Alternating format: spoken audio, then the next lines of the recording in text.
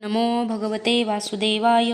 तर आपण श्रीमद भागवत महापुराण पाहत आहोत आणि त्यातील हा आपला पाचव्या स्कंदातील अध्याय 19व्या अध्यायामध्ये आपण किम पुरुष आणि भारतवर्षांचे वर्णन पाहणार आहोत. श्री शुकाचार्य म्हणतात, किम पुरुष वर्षामध्ये श्री लक्ष्मणांचे थोरले बंधू आदिपुरुष सीता राम भगवान श्रीरामांच्या चरण सानिध्यात रमलेले परमभागवत श्री हनुमान अन्य किन्नरांसह अविचल भक्तिभावाने त्यांची उपासना करतात. तेथे अन्य गंधर्वासहित अर्ष्ठी शेन आपले स्वामी भगवान श्रीरामांची परमकल्याणमय जी गुण गाता गाता ती श्री हनुमान ऐकतात आणि स्वतः या मंत्राचा जप करीत त्यांची अशी स्तुती करतात. आम्ही पवित्र कीर्ती भगवान श्रीरामांना नमस्कार करतो. सत्पुरुषांची लक्षणे शील आणि आचरण यांनी युक्त अशा आपणास नमस्कार असो. संयमी व लोकाराधना तत्पर अशा आपणास नमस्कार असो. साधू तत्वाच्या परीक्षेत कसोटीने पाषाणाप्रमाणे असणाऱ्या आपणास नमस्कार असो. ब्राह्मण भक्त महापुरुष महाराज श्रीरामांना नमस्कार. भगवान आपण विशुद्ध बोध स्वरूप अद्वितीय आपल्या स्वरूपाच्या प्रकाशाने गुणांच्या कार्यरूप अशा जागृती इत्यादी सर्व अवस्थांचे निरसन करणारे सर्वांतरात्मा परमशांत शुद्ध बुद्धीने ग्रहण करता येणारे नाम रूप विरहित आणि अहंकार शून्य आहात. मी आपणास शरण आलो आहे. प्रभो, आपला मनुष्यावतार केवळ राक्षसांच्या वधासाठीच नाही तर माणसांना शिक्षण देण्यासाठी आहे. नाहीतर आपल्या स्वरूपातच नेहमी रममाण राहणाऱ्या साक्षात जगदात्मा जगदीश्वरांना सीतेसाठी इतके दुःख कसे झाले असते. आपण आत्मज्ञानी पुरुषांचे आत्मा आणि हितकर्ते भगवान वासुदेव आहात. त्रैलोक्यातील कोणत्याही वस्तूंची आपल्याला आसक्ती नाही. त्यामुळे सीतेचा मोह आपल्याला असू शकत नाही की लक्ष्मणाचा त्याग आपण करू शकत नाही. उत्तम कुळांमध्ये जन्म, सौंदर्य, वक्पटुत्व आणि बुद्धी आणि श्रेष्ठ यौवन यांपैकी कोणताही गुण आपल्यासारख्या थोरांच्या प्रसन्नतेला कारण होऊ शकत नाही. म्हणूनच लक्ष्मणाचे थोरले बंधू असलेल्या आपण यांपैकी कोणताही गुण नसलेल्या आम्हा वनवासी वानरांशी मैत्री केली. देव, असुर, वानर किंवा मनुष्य कोणीही असो, त्याला सर्व प्रकारे मनुष्यावतारी श्रीरामांचेच भजन केले पाहिजे, कारण ते साक्षात श्रीहरीच आहेत.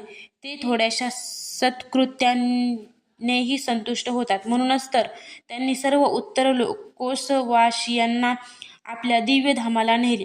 भारतवर्षांमध्ये सुद्धा भगवंत दयावश होऊन नरनारायण रूप धारण करून आत्मज्ञानी पुरुषांवर अनुग्रह करण्यासाठी अव्यक्त रूपाने कल्पाच्या अंतापर्यंत तप करीत आहेत. त्यांची ही तपश्चर्या अशी आहे की जिच्यामुळे धर्म, ज्ञान, वैराग्य, ऐश्वर्य, शांती आणि उपरती यांची परोत्तर वृद्धी होऊन शेवटी आत्मस्वरूपाची प्राप्ती होते.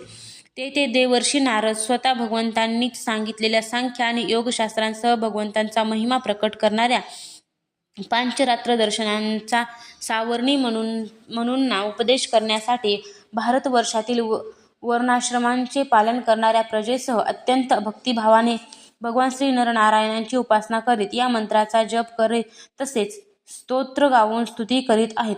शांत स्वभावयुक्त आणि अहंकार रहित भगवंतांना नमस्कार. अनासक्तांचे धन ऋषी प्रवर भगवान नरनारायणांना नमस्कार. परमहंसांचे परमगुरु आणि आत्मारामांचे अधिपती अशा आपल्याला वारंवार नमस्कार असो. ते असेही गातात की जे विश्वाची उत्पत्ती इत्यादींचे करता असूनही कर्तृत्वाच्या अभिमानाने बांधले जात नाही.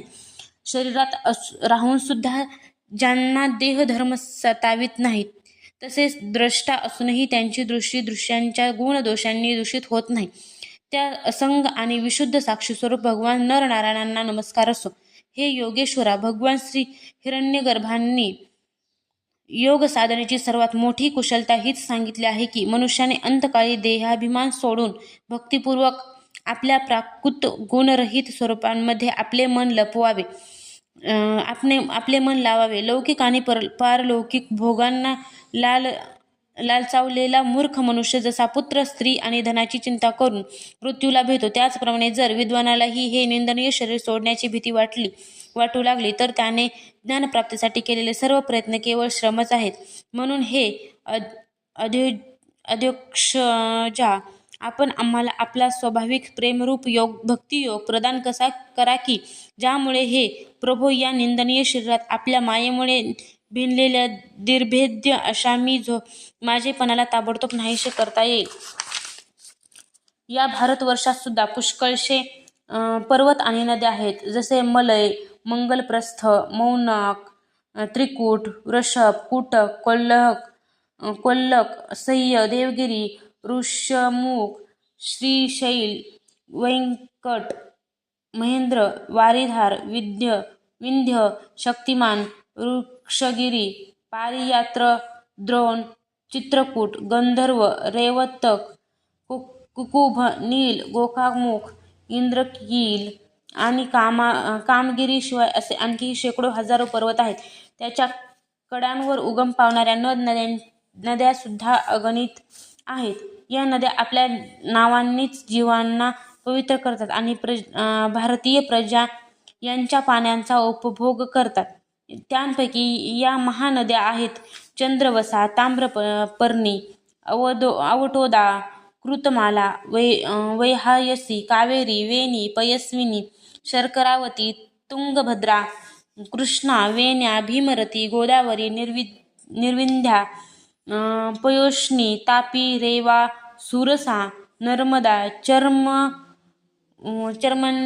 चर्मणवती, सिंधू, अंध आणि शोण या नावांचे नद, महानदी, वेदस्मृती, ऋषिकुल्या, श्रीसामा, कौशिकी, मंदाकिनी, यमुना, सरस्वती, दृष्टवती, गोमती, सरयू, रोधस्वती, सप्तर्षी, सुषोमा, शतद्रू, चंद्रभागा, मरुद्वधा, वितस्था, आशिकिनी आणि विश्वा या सर्वात या वर्षात जन्म घेणाऱ्या पुरुषांना आपल्या केलेल्या सात्विक, राजस आणि तामस कर्मामुळे अनुक्रमे वेगवेगळ्या प्रकारची दैवी, मानुषी आणि नारक योनी प्राप्त होतात. कारण कर्मानुसार सर्व जीवांना सर्व योनी प्राप्त होऊ शकतात. तसेच आपापल्या वर्णासाठी नेमून दिलेल्या कर्मांचे विधिवत पालन केल्याने मोक्षाची सुद्धा आपली प्राप्ती होऊ शकते.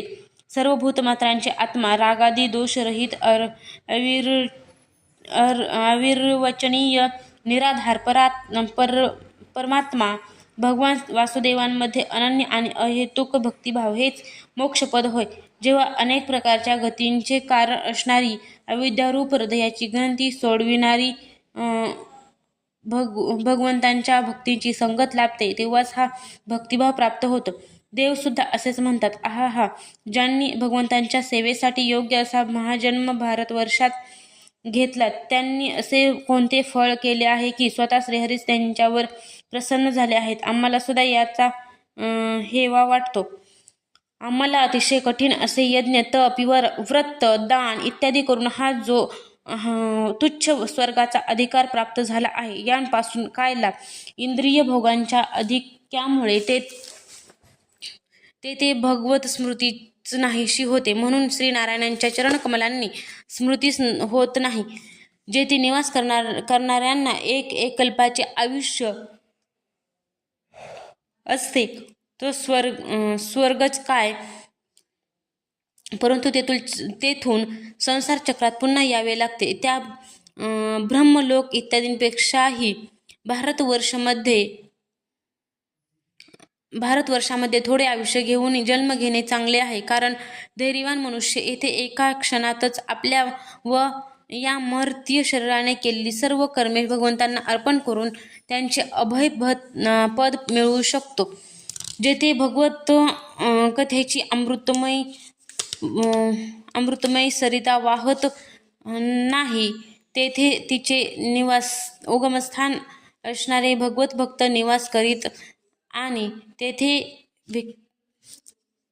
तेथे नृत्य गीतांसह मोठ्या समारंभपूर्वक भगवान यज्ञ पुरुषांची पूजा अर्चा केली जात नाही. तो ब्रह्मलोक जरी असला तरी त्यांचा आश्रय करू शकणे. ज्या जीवांनी या भारतवर्षामध्ये ज्ञान, त्यानुसार कर्मे,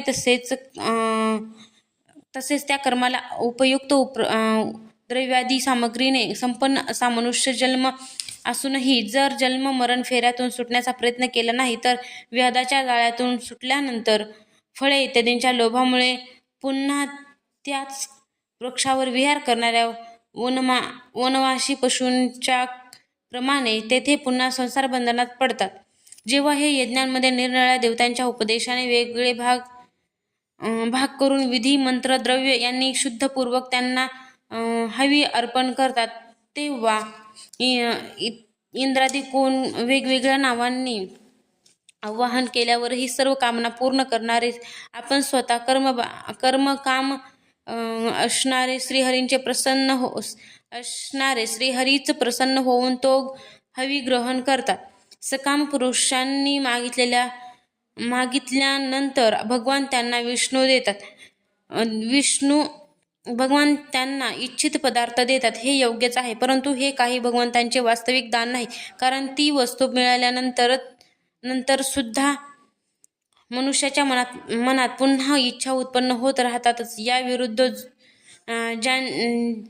जे त्यांचे निष्काम भावाने भजन करतात त्यांना तर कामनाच नाहीशी करणारी आहे. म्हणून आतापर्यंत स्वर्ग सुख भोगल्यानंतर आम्ही पूर्वी केलेल्या यज्ञ, प्रवचन आणि इतर शुभ कामनांपैकी जर काही पुण्य शिल्लक असेल तर त्याच्या प्रवाहाने आम्हाला या भारतवर्षामध्ये भगवत स्मृतीने युक्त मनुष्य जन्म मिळो, कारण श्रीहरी त्यांचे भजन करण्याचे कल्याण करतात. भजन करणाऱ्यांचे कल्याण करतात.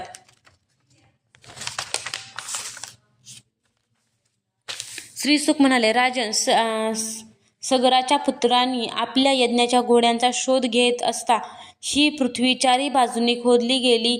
त्यातूनच जगद्वीपाच्या अंतर्गत 8 उपद्वीपे आणखी तयार झाली, असे काही लोकांचे म्हणणे आहे. ती सुवर्णप्रस्थ चंद्रसुख प्रवर्तक